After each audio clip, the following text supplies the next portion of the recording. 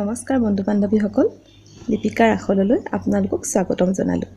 এইটো মোৰ ইউটিউবৰ প্ৰথম ভিডিঅ'। সেয়েহে আশা কৰিছোঁ আপোনালোকৰ মৰম আৰু আশীৰ্বাদ মই নিশ্চয় পাম। আজি মই আপোনালোকৰ সন্মুখলৈ এটা জেমৰ ৰেচিপি লৈ আহিছোঁ, কৰজা টেঙাৰ জেম, যিটো খুবেই সুন্দৰ হয়। আপোনালোকে ৰেচিপিটো সম্পূৰ্ণকৈ চাওক, তেতিয়া গম পাব আচলতে জেমটো কিমান সুন্দৰ হয়। আৰু ভিডিঅ'টো চাই যদি আপোনালোকে ভাল পায় তেতিয়াহ'লে আপোনালোকে মোক জনাব কেনেকুৱা পালে। লাইক কৰক, কমেণ্ট কৰক, লগতে মোৰ চেনেলটো ছাবস্ক্ৰাইব কৰক আৰু শ্বেয়াৰ কৰক। আৰু ভিডিঅ'টো শেষলৈকে চাওক, কাৰণ মই ভিডিঅ'টোৰ শেষত এটা সৰু বিউটি টিপছ দিম, কাৰণ মই এগৰাকী পেছাত বিউটিচিয়ান। গতিকে পলম নকৰি আহকচোন আমি ভিডিঅ'টোৰ মাজলৈ যাওঁ।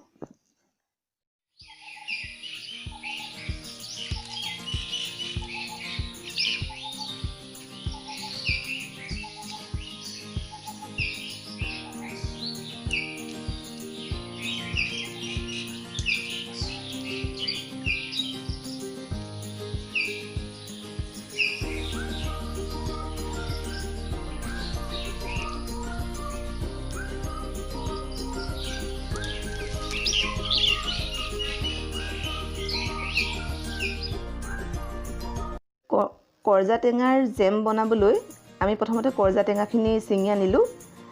ইয়াত মই কেঁচা আৰু পকা দুয়োটাই লৈছোঁ। পকাটো এইকাৰণেই লৈছোঁ যে পকাটোৰ এটা সুন্দৰ ৰঙা ৰং আছে, সেইটো কাৰণে পকা কৰজা টেঙা, কেঁচা কৰজা টেঙা দুয়োটাই আমি সম পৰিমাণে লৈছোঁ। এতিয়া কৰজা টেঙাখিনি আমি দুটুকুৰাকৈ কাটি ভিতৰৰ গুটিটো উলিয়াই ল'ম। গুটিটো উলিয়াই ল'বলৈ অলপ সময় লাগিব, তথাপিতো গুটিটো উলিয়াই ল'লে আমাৰ জেমখিনি বেছি ভাল হ'ব। যদি আপুনি অসুবিধা পায় তেতিয়া গুটিটো নুলিয়ালেও হ'ব, কাৰণ পিছত চাকি দিওঁতে আমাৰ গুটিখিনি এনেও গুচি যাব। চাওকচোন ইমান সুন্দৰ ৰং ওলাইছে কৰজা টেঙাখিনিৰ পৰা। আচলতে এই টেঙাটো বহুত জেগাত বহুত নামেৰে জনাজাত, কিন্তু ইয়াৰ লিখিত নাম হৈছে কৰজা টেঙা, কিন্তু আমাৰ নামনি অসমৰ ফালে ইয়াক কষ্টা টেঙা বুলিও কয়।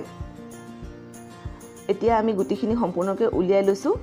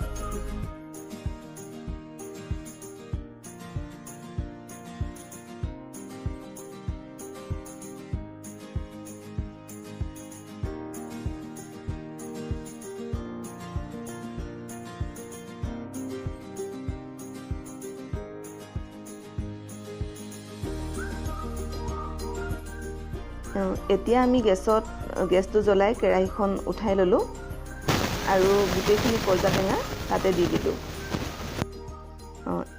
দি দিয়াৰ পিছত আমি ইয়াত জোখমতে কৰজা টেঙাখিনি ডুব যোৱাকৈ পানী দিলোঁ। পানী দি এইখিনি উতলিবৰ কাৰণে আমি অলপ লাৰি চাৰি দি উতলিবৰ কাৰণে ৰাখি দিলোঁ। আপোনালোকে এখন ঢাকনি লগাই দিব ইয়াত, তেতিয়া সোনকালে উতলিব। পানীটো নিজৰ আন্দাজমতে দিব কিমানখিনি প্ৰয়োজন হয়।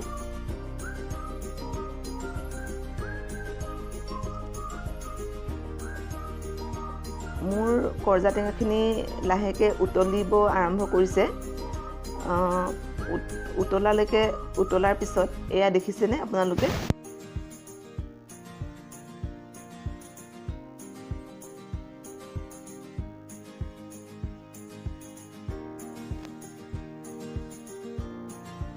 ভাঙি চালে যদি আপুনি সিজা নিচিনা পায় তেতিয়া আপুনি গেছটো অফ কৰি দিব পাৰিব।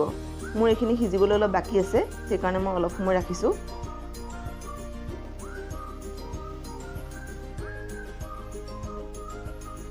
এতিয়া মই গেছটো অফ কৰি দিলোঁ। কাৰণ এইখিনি এতিয়া ঠাণ্ডা হ'ব লাগিব। ঠাণ্ডা হোৱাৰ পিছত দেখিছেনে কৰ্জা টেঙাখিনিৰ ৰং কেনেকুৱা হৈ গ'ল। এতিয়া আমি এটা ব্লেণ্ডাৰত এইখিনি লৈ লৈছোঁ।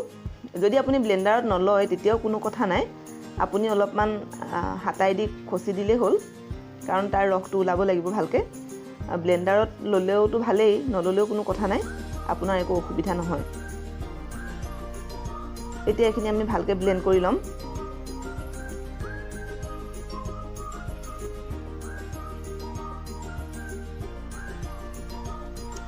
মোৰ এইখিনি ব্লেণ্ড কৰা হৈ গৈছে। এতিয়া এখন চাকনিৰে এইখিনি ভালকৈ চাকি ল'ব লাগিব, যাতে ইয়াৰ গুটিবিলাক বা বাকলিখিনি যিখিনি আছিলে তাৰ ওপৰত থাকি যায় আৰু তললৈ তাৰ জুচটো তললৈ ওলাই যায়। এনেকৈ আপুনি চাকনি দি চাকি ল'ব পাৰিব।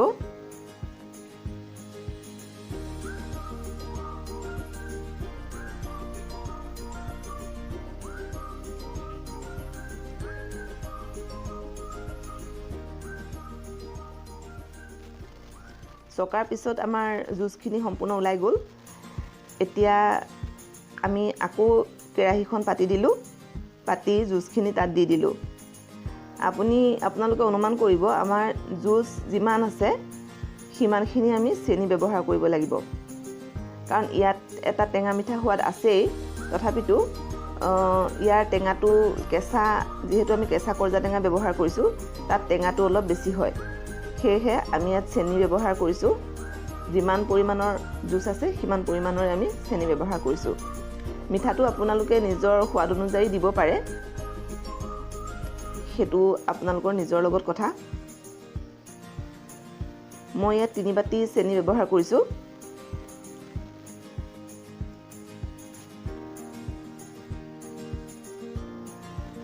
এতিয়া এইখিনি 10-15 মিনিটমান আমি উতলিব দিব লাগিব।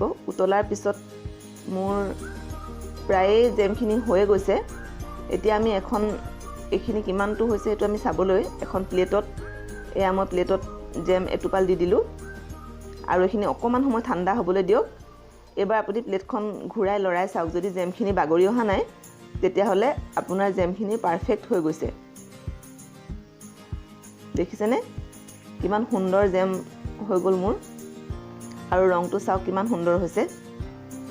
এতিয়া এইখিনি ঠাণ্ডা হ'বলৈ দিলোঁ আৰু মই ব্ৰেডত লগাই সকলোকে পৰিৱেশন কৰিবলৈ দিলোঁ। বন্ধু বান্ধৱীসকল, এতিয়া আহকচোন আমি আমাৰ বিউটি টিপছলৈ যাওঁ। আমি সকলোৱে কল খাওঁ নহয়নে, আৰু কল খাই বাকলিবিলাক আমি এনেই পেলাই দিওঁ।